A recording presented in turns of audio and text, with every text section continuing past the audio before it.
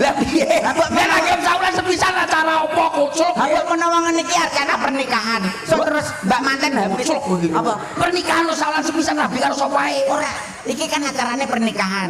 So Mbak manten meteng, iya ya. Oh iya, saulanan, Rong wulanan, 3 wulanan, 4 wulan nganti 9 wulanan nganti lairan. Iya Pak Budiono iso atul jembatan ngono kita.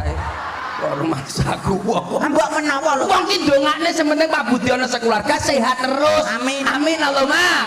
Iki ya didongakne sing hadir bengi iki sing gelem melok ndelok campur sari ya ndongakne mantene, didongakne rezekine barokah. Amin. Lancar rezekine. Amin. Sing duwe sawah tambah sawahe. Amin. Sing duwe sepeda tambah sepedae.